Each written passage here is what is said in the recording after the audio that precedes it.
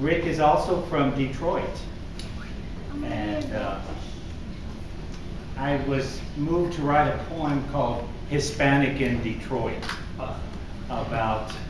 based on the play on words of the David Bowie song, and also on the fact that in 1932, Diego Rivera and Frida Kahlo moved to Detroit for a whole year to have a baby and to make art. What a marvelous project, right? And it's told through the voice of the baby, the unborn baby, and what happens. And I'll let Rick tell you this. Rick, Frederick, please. His panic in Detroit. Diego Rivera, infant in the butt of a plant, 1932. They came to Gringolandia during the Great Depression. Mexicans crossing borders legally, even if they were Marxists and, God forbid, atheists. But some thought, why bring foreigners to Detroit, the eighth wonder of the world, when our native-born, out-of-work artists were more than up to the challenge? But Edsel Ford believed my father was the right man for the job. Perhaps I name a car after him. A Lincoln Rivera. Or one after my mother, the Frida Ford. His and her autos for the Latin American sophisticated. But it was the Depression, and we shouldn't get our hopes up too high. But true to his word, Edsel, that they later named a lemon after him, designed an original car for Mama. Papa had to settle for a coupe instead of the limo he desired. See, my parents came to Detroit to create, to show that art knows no borders, no boundaries. The assembly line in the Rouge, the plant in Dearborn, imbued my father with the idea that the worker was the wheel that made the machinery function. I mean, hadn't Marx been fascinated with technology? I am certain that this passion gave Daddy a pinching hard-on. My parents came to Detroit to procreate. An heir to their legacy, who's had the opportunity to be whatever he chose to be. A child. To bring them closer. The bus accident had left my mama unable to bear children, or los médicos in Mexico told her. The doctors at Henry Ford Hospital believed otherwise. She could have a child if she would follow the obstetrician's orders to rest, eat well, rest, refrain from smoking and drinking, and more rest.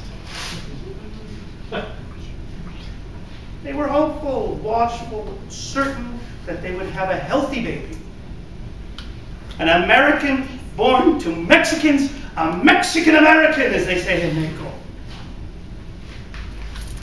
Un estado, but it is.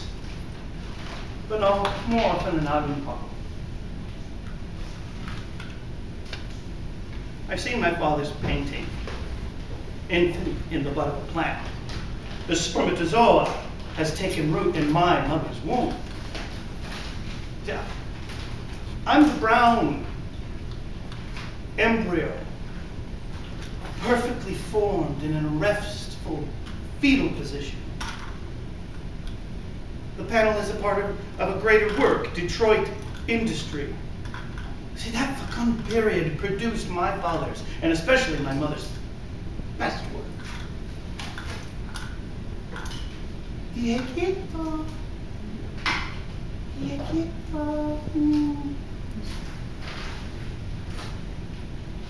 In the beginning, she'd whisper my name into my father's ear as he rested his, caressed her swollen belly, echoing,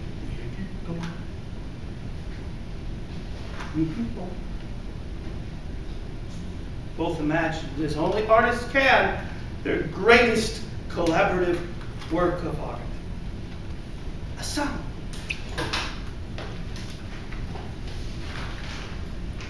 Frida Kahlo. The abortion, also 1932.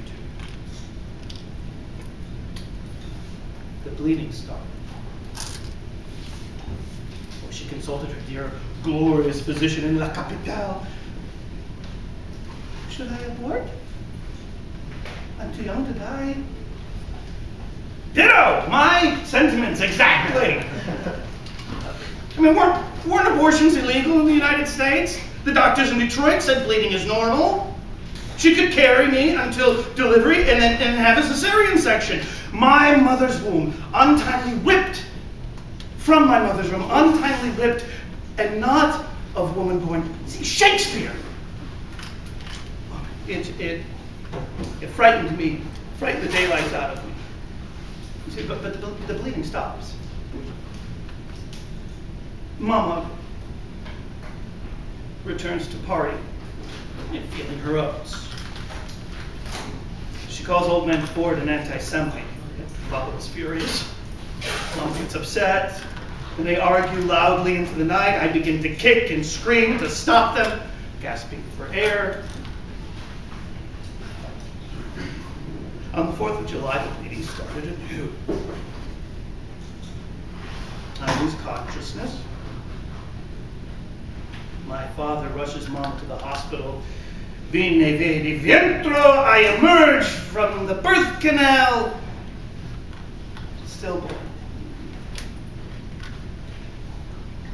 But if you look at her painting in Henry Ford Hospital, there is a rendering torn from Gray's Anatomy. Mother lies bleeding from her uterus, a horrific crime scene police gazette, or a grotesque etching by Guadalupe Casad. In Mother's painting, 6 ribbons issue from her body as she lies in the hospital bed. One from her womb connects to a clinical study of a brown, full-termed embryo with male genitalia. That's me. Viejito.